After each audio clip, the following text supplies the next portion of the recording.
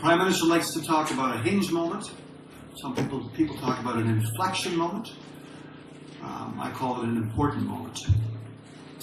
We will never again see the pace of change as slow as it is.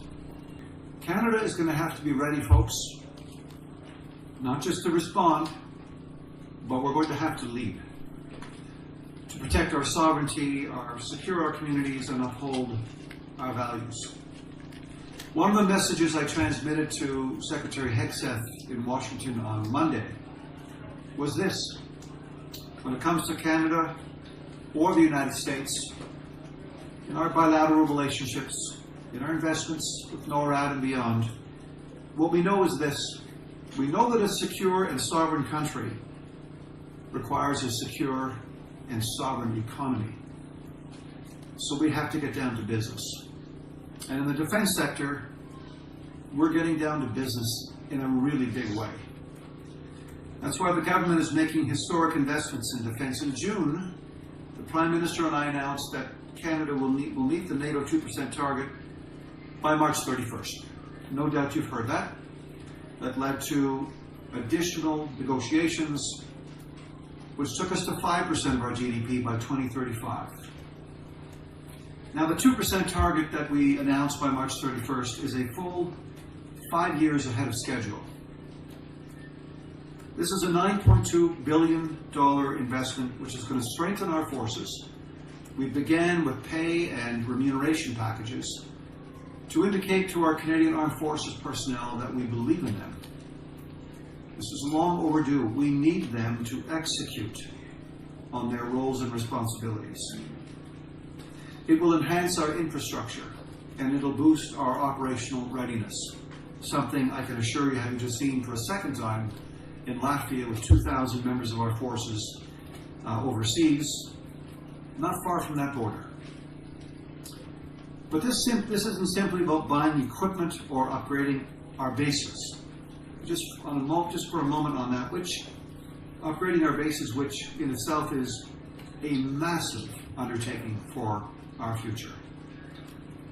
This is going to generate massive economic activities and opportunities around the country. Investment alone isn't going to get us there. We need to grow the industry. We need to grow the sector. That's why we're creating, wait for it, and imagine this, Canada's first ever defense industrial strategy. We've never had one. Our colleagues have. Our Five Eye partners mostly have. But to get this right, we consulted very widely. We spoke to about 300 businesses. And we took a very, very detailed look at what our allies are doing and how they're executing on their defense industrial strategies, including the United States, where we are spending 75 cents on our military procurement on the dollar today. I was recently in Poland, and the Polish minister said we're spending 80 cents on the dollar procuring American defense equipment. We have a stated policy now. He told me that within a decade it will be down to 50 cents as they grow their domestic industrial base.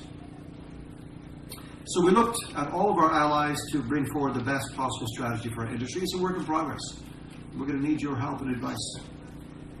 Every defense dollar spent is intended to reinforce Canada's sovereignty, advance our national security, and fuel homegrown innovation. This is what I do know, absolutely for sure.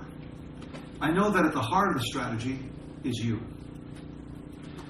The innovators, the investors, risk takers, the entrepreneurs, and the startups who are going to help us develop the dual-use technologies that are going to shape the future of defense and security.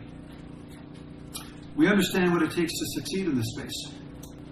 The Prime Minister and I were in Europe just a few months ago negotiating our entrance into the Security Action for Europe plan.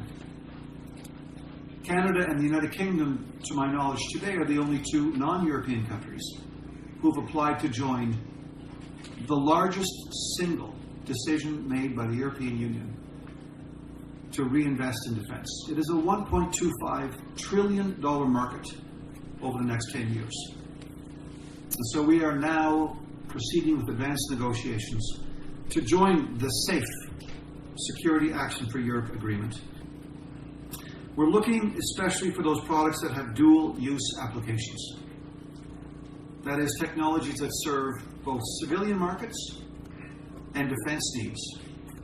For example, we're expanding runways throughout the Canadian Arctic now so that we can land our fighter jets. Those will also be used to expand the reach of Canadian North from our airport not far from here, one of the major shipping airlines to bring goods to our eastern Arctic. We'll be looking at the use of drones for military and civilian purposes. For example, the possibility of drones being dispatched in large numbers to deal with one of the largest greenhouse gas emitter problems we have in this country, which is forest fires. So we're looking for the application that crosses into both. That's our most important target in terms of new tech. These are key, these dual-use innovations, because they're going to allow Canadian companies to diversify and scale more rapidly, increasing their global competitiveness. So we need you. We need you smarts. We need your creativity, your drive, your passion. We need your money. We need to meet you on that pathway. It's not just about the tech or the products, it's about building the companies that create good jobs, attract the top talent. None of the achievements that we can muster or deliver will come in isolation. We need to do this in partnership, not only between the Communitechs and the Invest Ottawas of this country and IG Gatineau across the river, but we need to do this with academia. I recently met with the 15 universities of the top research institutions to say, you're enlisted. You need to join us, and you need to reorient a certain amount of your research to meet us on this pathway to delivering dual-use tech. We need to work with our Indigenous and Northern communities. 42% of the Canadian landmass and 71% of our waterfront is the Canadian Arctic. There's an expectation that we're going to be showing more leadership in the Arctic going forward, as we are involved, of course, in our NATO responsibilities in Europe. But here, we are responsible to participate in a continental defense system and ultimately a continental shield.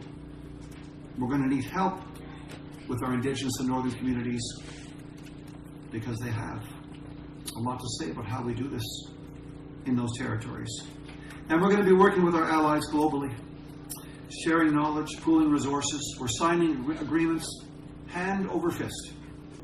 So we're working together, sharing knowledge, we're pooling our resources. We're creating a defense innovation ecosystem that's more resilient, more agile, more capable. We're going to do good, and we're going to do well at the same time. Partnerships multiply impact. They enable breakthroughs in quantum, in AI, cybersecurity, and beyond.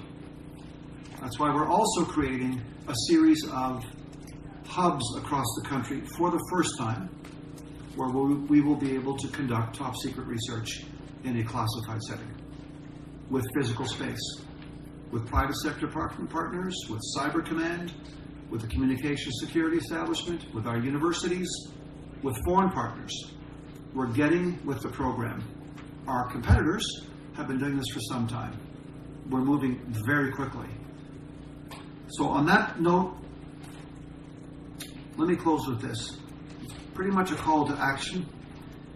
So whether you're an innovator, an entrepreneur, an investor, or partner, we know, you know your work is critical. We need you to stay here, we need you to build here, and we need you to lead here. Let's remember, a secure and sovereign Canada requires a secure and sovereign economy. That is the lesson, I think, that we've all taken as we have all come together to enlist in a project that we call Canada. So let's keep pushing forward. Let's stick together. As my mother would say to you if she were here today, she used to say to the 10 children at the dinner table, you have a choice to make. If you decide to pull apart, you'll feel like you're 5. But if you pull together, you'll feel like you're 20. let's feel like we're 20. Let's pull together. Let's make Canada not just a place where great ideas begin, but where they grow, where they scale, and where they protect us all. Thank you very much.